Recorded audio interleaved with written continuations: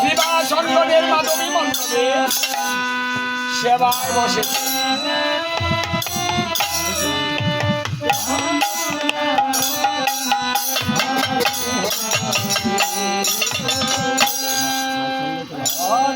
হরে কৃষ্ণ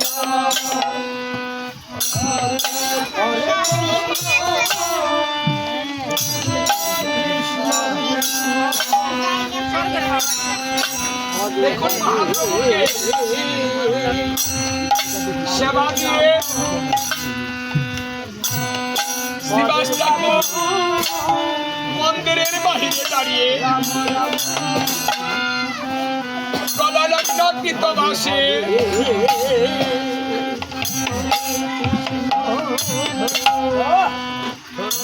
নয়নে জল ছেড়ে দিয়ে কর জুড়ে মিনতি করিতে বলছে, হে প্রভু, এই জগতে যা কিছু আছে সবই তো তোমার। আজ আমি তোমাকে কিছু দিতে পারি, কারণ আমার তো কিছু নেই, সবই তোমার। তাহলে আমি তোমাকে কি করে দিলাম? তাই তোমাকে কিচ্ছু দিতে পারলাম না প্রভু। এই কথা বলে নয়নে জল ছেড়েছে। দেখুন, যিনি অনন্ত কোটি ব্রহ্মাণ্ডের মালিক, আমরা কি তাকে কিছু দিতে পারি? আমি ভুগতেছি, আমি রান্না করেছি, আসলে কি আমি সব করতে পারি? পারি না। এটা হলো আমিত্ব। এই আমার শব্দটার মধ্যে আমিত্ব, অহংকার। যে শব্দটা ব্রহ্মা নারায়ণের কাছে বর চেয়ে নিয়েছিলেন যে, হে নারায়ণ, তুমি আমাকে এই বর দাও, আমি সৃষ্টিকর্তা হয়ে যেন কোনোদিন না বলি যে আমি সৃষ্টি করছি, আমি সৃষ্টি করছি। হরে কৃষ্ণ হরে কৃষ্ণ কৃষ্ণ কৃষ্ণ হরে হরে হরে রাম হরে রাম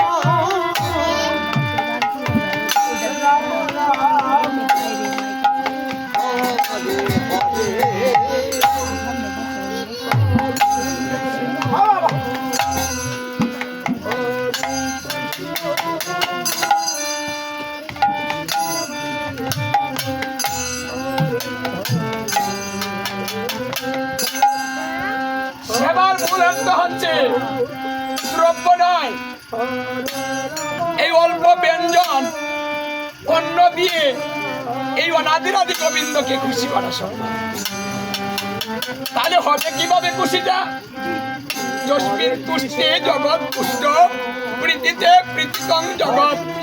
তাহলে ভগবানকে তুষ্ট করতে হলে ভক্তিপুত নয়নের জল। যদি কেউ ভক্তি নিবেদন করে আর নয়নের জল ছেড়ে দিয়ে বলে হে প্রভু আজ আমি তোমাকে কিছু, এই যে ভক্তি, এই ভক্তিটা হচ্ছে উত্তম সেবা। তাই সেবার মূল উপকরণ দ্রব্য নয়, সেবার মূল উপকরণ হচ্ছে জীবনের মধ্য সময়। দেখুন দিনের মধ্য সময় মধ্যাহ্ন কালে ভোজন। মধ্যাহ্ন সময়টা কেন? কারণ জীবনের মধ্য সময় হিসাব করে কাটাতে হয়। কারণ শেষ জীবনে ভোজন হয় না, সংসার হয় না, ধর্ম হয় না, কিচ্ছু হয় না। কারণ এটা সুসময় নয়, শেষে অসময় চলে আসে। আমাদের ভজনটা হয় সুসময়ে। ভালোবাসা সুসময়ে হয়, অসময়ে কেউ কাউকে ভালোবাসে না। গোবিন্দ কেউ যে ভালোবাসতে পারে না, অসময়ে হয় না।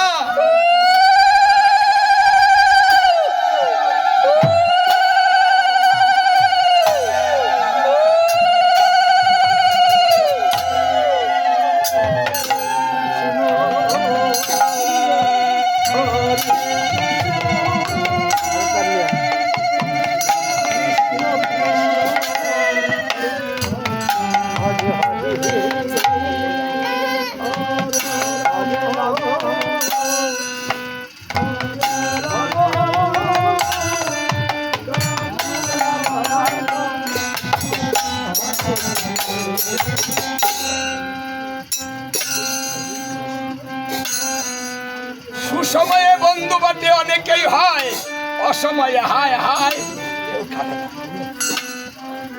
তাই সেবা দিয়ে শুধু ভক্তিটুকু আর গোবিন্দকে নিবেদন করতে হবে। তাই আজকে এই মধ্যাহ্নকালে নিজ নিজ ভক্তি নিবেদন করুন। এটা ভক্তি নিবেদনের সময়, এটা উপযুক্ত সময়। তাই এখনই আমাদের ভক্তি নিবেদন করতে হবে। তিনি কাঙাল নাম করেছেন, যিনি অনন্ত কোটি ব্রহ্মাণ্ডের মালিক, তিনি কাঙাল হয় কি করে? তার নামটা কাঙাল হবে কেন? কিসের কাঙাল হয়েছেন তিনি? কিসের অভাবে পড়েছেন তিনি? কি নাই তার ধামে, কি নাই তার কাছে, যে আমাদের কাছে চাইতে এসেছে। আবার সবাই বসে বলছে তুমি আমাকে দাও। আচ্ছা আমাদের কাছে কি আছে যে উনি চেয়ে নিতে পারেন আর আমরা দিতে পারি? একমাত্র ভক্তের কাছে ভক্তি আছে। সেই ভক্তিটাই আবার গোবিন্দ চাইছে তুমি আমাকে দাও। ভক্তির জন্য কাঙাল হয়ে গোলক বৃন্দাবন পরিত্যাগ করে আমি ভুলুকে এসেছি।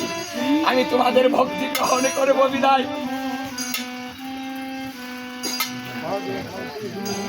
তাই ওই ভক্তি যখন ভক্তে দেয় তখন আমার গোবিন্দের মন আনন্দে ভরে যায়, আনন্দ চিত্তে সেবা। ভক্ত গৃহে মহাপ্রভুর ভোজন বিলাস, তাহা দেখে আনন্দে নাচে হরিদাস। হরিদাস ঠাকুর আমার মহাপ্রভুর এই হেন ভাব দর্শন করে নৃত্য করছে। কিভাবে নৃত্য করছে?